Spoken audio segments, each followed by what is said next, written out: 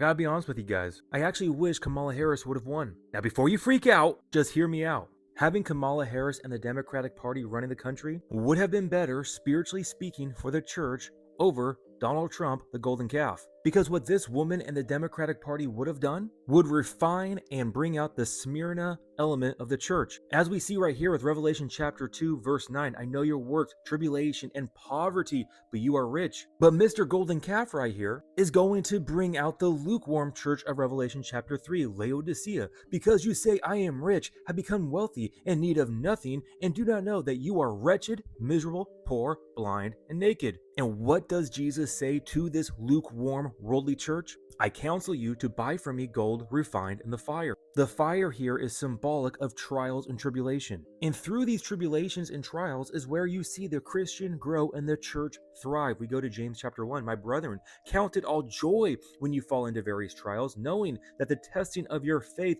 produces patience. But let patience have its perfect work, that you may be perfect and complete, lacking nothing. I truly feel like I'm taking crazy pills. It's almost like these Christian Trump supporters have not read their Bible. They don't understand that the Christian life thrives through persecution, through trials, letting go of this world. I mean, the entire Christian identity is a pilgrim, a sojourner down here. But yet you have Christians trying to set up their own empires down here, trying to set the kingdom up down here without Messiah. Now, I get it and I understand why Christians fall into this, because it is comfortable. It is easier to want a Christian nation where you have Donald Trump, who has Christian values, and we're going to prosper financially and all this stuff. But when we look biblically, the Christian life thrives with poverty. Now, my flesh does not like that, guys, okay? So please do not misinterpret this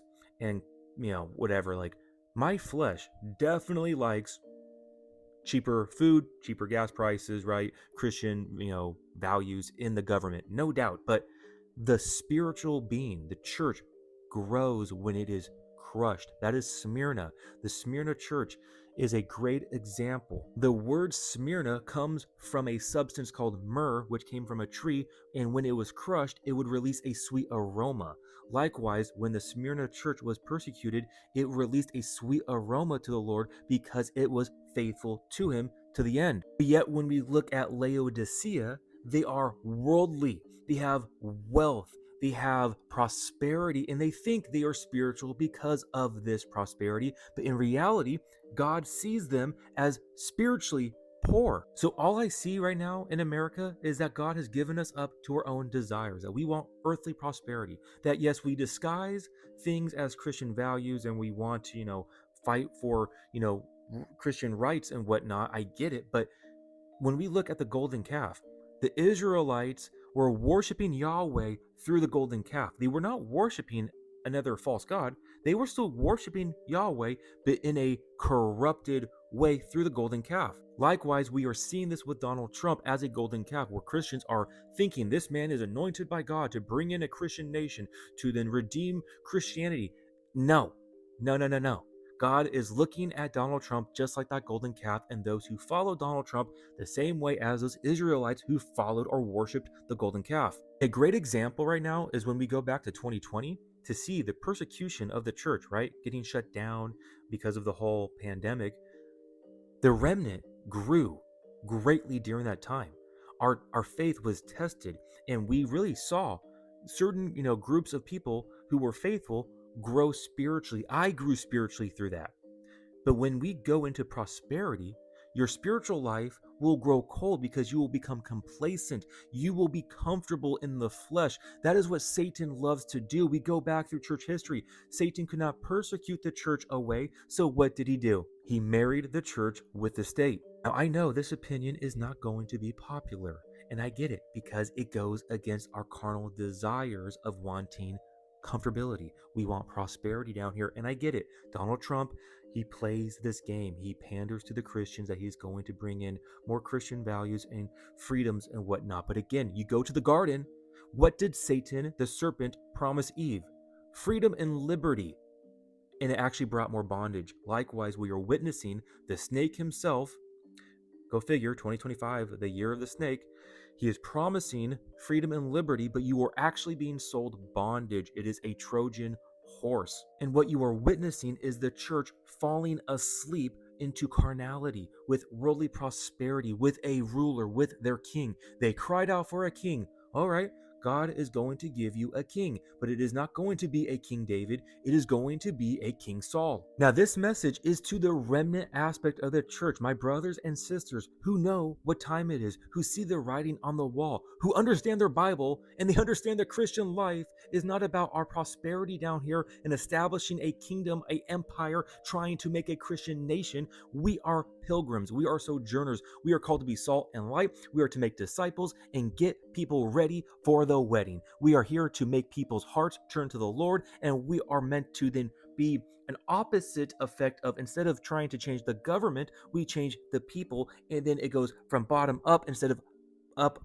to the bottom, if that makes any sense. Our duty is to not make a theocracy. Our duty is to make disciples, changing the hearts of men so that they can see the love of Christ, they can accept the gospel, be saved, and they then can be salt and light to others. When you look at church history, the gospel spread through slaves and traders who were going around, and they were the poor.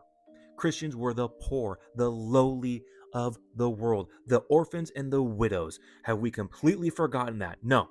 Let's get a king. Let's get Donald Trump to implement these surface level Christian value, I'm going on a rant, all right? It just blows my mind, like people don't know their Bible, and it's really breaking my heart to see pastors who know their Bibles falling into it. But it makes sense because they have built their own empires down here. They have their congregations, they have their money, their funding, and they want to continue the path they have down here instead of embracing the Christian life, which is poverty here in the physical realm. Again, God can bless physically, but when we look at the Bible, those who do not have things in the flesh are actually blessed, because it is easier for you to focus upon the heavenly realm, the things to come, establishing your heart for the return of the Lord, getting ready for the wedding. So with that, guys, if you are the remnant, if you are receiving this message, you are called to get people ready for the wedding, to disciple, to share the gospel, to love others, and to allow Christ to live in you and through you no matter what. Be bold. Do not be ashamed of the gospel, and speak truth out there in a world filled with lies and deception out there. Cling to the Lord, fix your eyes upon him, lean upon him for all understanding, because we truly do live in an age of deceit where even the elect could possibly be deceived. And right now, it's sure looking like the elect are being deceived. But you, beloved, you keep your eyes focused on the Lord, and you will not be deceived, because you are clinging to him, not having any desires down here, not hoping in this world. Your hopes are of above. I love you all so much. God bless, and remember, the just shall live by faith.